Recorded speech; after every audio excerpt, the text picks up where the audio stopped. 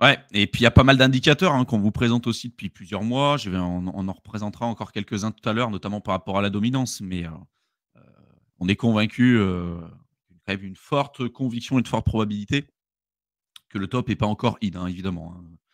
Il y a des belles performances qui ont déjà eu lieu, principalement sur le BTC, mais la alt season en tant que telle, c'est à voir. Il y a eu des belles performances sur les alts, il y a eu une petite baisse de la dominance du Bitcoin, mais on n'est pas à l'abri de venir réintégrer un range, hein. C'est ce que je vous avais expliqué depuis, des semaines et des mois maintenant.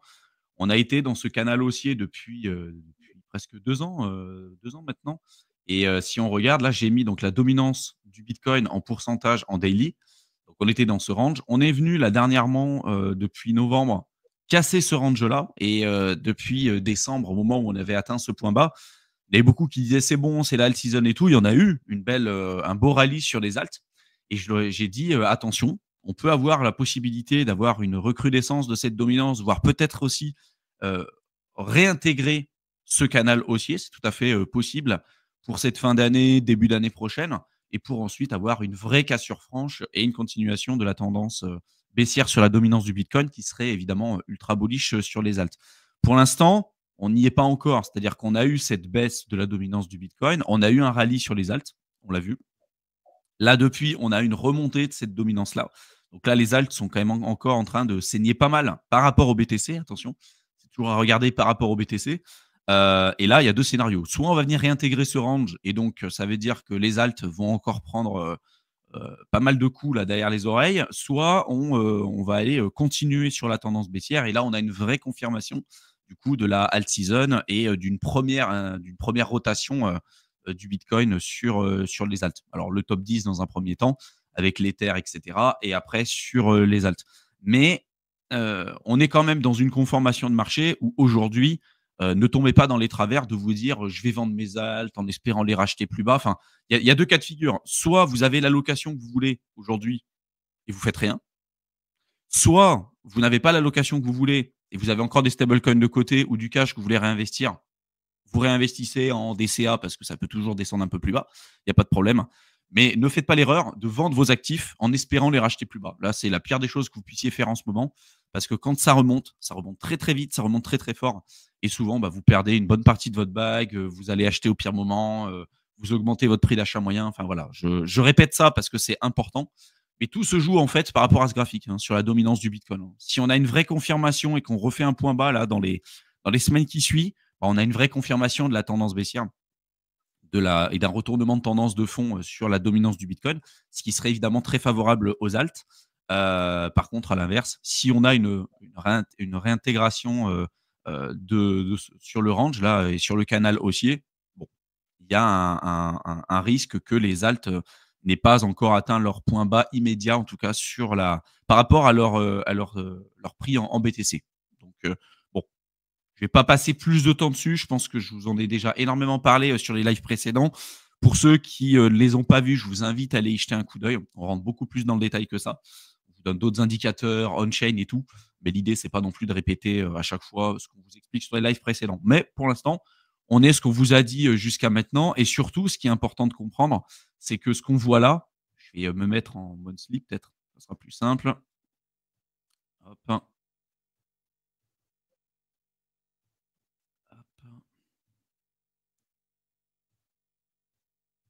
tac. Pourquoi je vous avais dit qu'on pouvait en fait potentiellement réintégrer le range? C'est que sur 2020, par exemple, on avait eu une augmentation de la dominance. Alors, je vais me mettre plutôt en weekly, ça sera plus visible parce que là, en monthly, c'est pas dingue. Voilà, là, on le voit un peu mieux. En donc août, septembre, octobre, novembre, là, vous voyez, on avait eu une baisse de la dominance du Bitcoin avec une mèche qui était descendue quand même assez basse hein, sur novembre. Et ensuite, en décembre, début janvier, on est venu faire encore un point haut. On est venu en fait retester le précédent plus haut qu'on avait avec une dominance qui avait topé sur janvier 2021, mi-janvier 2021, et pour ensuite avoir une vraie cassure franche et là, l'arrivée finalement de la alt season.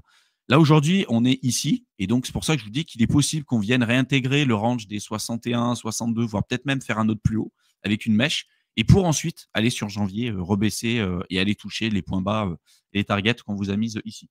Pour l'instant, on n'y est pas. Donc, on verra un petit peu ce qui va se passer, mais dans tous les cas, c'est pas le moment de vendre vos alts aujourd'hui, hein. Ceux qui vendent des alts aujourd'hui et tout, vous avez beaucoup plus de chances et de probabilités de vous faire avoir. Donc, attention. Je sais pas si Bah, tu veux si tu rebondir les là-dessus? vends, c'est si tu vends pour acheter qui est mauvais. Si tu vends parce que tu as déjà fait un fois 100 sur ton alt, oui, c'est le moment de sortir. Si Clairement, tu as déjà clairement. atteint ton objectif, voilà, il faut nuancer un peu le discours parce que certaines personnes prennent tout au pied de la lettre. Et attends, je voulais juste partager un graphique qui était assez intéressant qui va dans ce sens-là. Hop. C'est, la balance du nombre de bitcoins sur les exchanges. On voit qu'en fait, ça fait que diminuer. Plus le cours augmente, plus, le nombre de BTC sur les exchanges, diminue, plus il y a une raréfication, en tout cas de ces BTC. Et quand on regarde ici la partie, entrée et sortie, je sais pas si on peut zoomer, non. Je sais pas si on voit bien sur mon écran, c'est un peu le Si, on voit, si, si, je vais zoomer, je vais essayer de me décaler. En ce moment, il y a eu pas mal de sorties de BTC des exchanges. Alors que souvent, quand on est sur des tops, on a des mèches qui sont beaucoup plus importantes sur la partie, entrante, en fait. ouais, parce que les gens veulent vendre. Alors que là, en fait, justement, Exactement, ils achètent et ils sortent de l'exchange. Donc, c'est plutôt très voilà. positif, quoi. Donc ça, c'est des éléments à regarder et qui sont énonciateurs de se dire: «OK, il reste encore de la marge». Quand vous avez énormément de BTC sur les plateformes centralisées, que tout le monde rapatrie ses BTC dessus, c'est en général un des indicateurs à surveiller pour voir si on est au sommet ou pas. Après, si vous avez déjà fait des gains qui sont vraiment importants, validez-les. C'est pas la peine d'attendre en disant: «Le BTC va finir à 500 K, c'est sûr, à 100 c'est acté».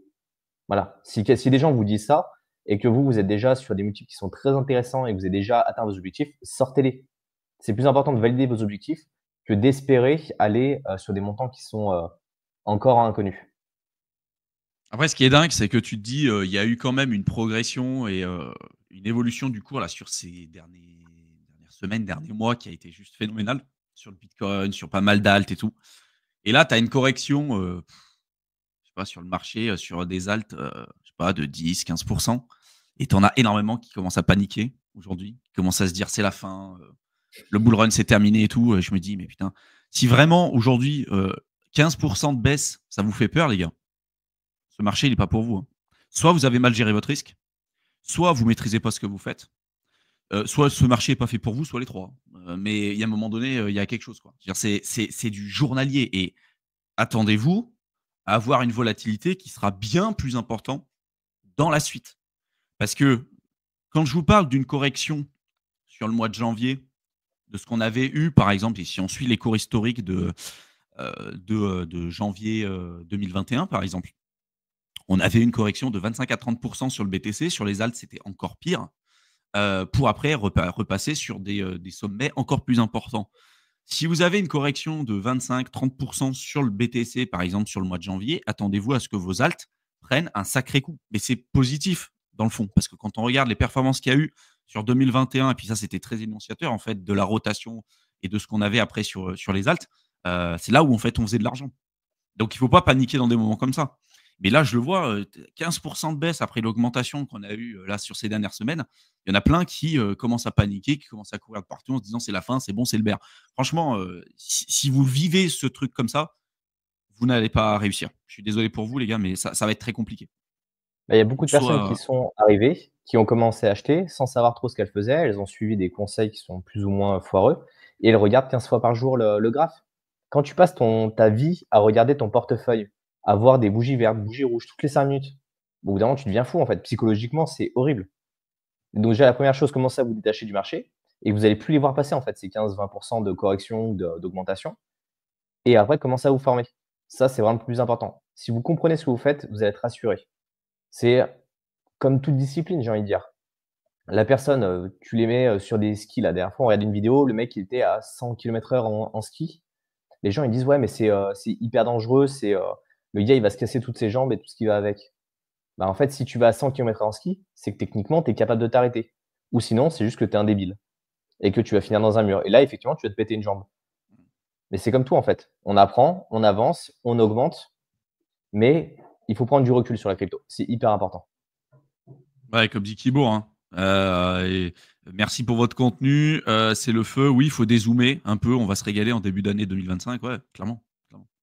On verra un petit peu comment ça va se passer, mais là, on est à l'aube d'un truc quand même super intéressant pour les alts. ça serait dommage d'avoir tenu autant de temps en crypto, d'avoir accumulé dans des périodes où tout le monde se désintéressait. Et d'ailleurs, aujourd'hui, la plupart des alts sont encore bien en dessous de leur précédent plus haut du cycle précédent.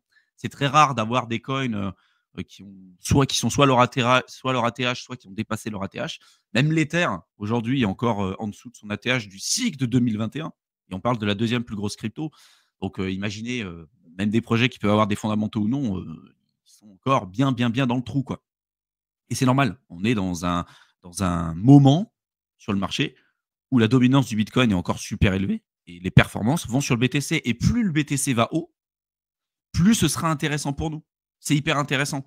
Plus le BTC va haut, plus on a de chances et de probabilités d'avoir aussi des belles performances sur l'Ether et sur le marché crypto. Si vous avez votre BTC qui top à 100K, attendez-vous à ce que votre alt-season elle soit éclatée au sol. Si par contre on commence à avoir, et moi ce que je m'attends, un BTC à entre 125 000 et 135 000 sur Q1, Q2 2025, je pense ça plutôt sur Q1 2025, fin Q1 2025, pour après continuer peut-être encore son ascension sur Q2, etc.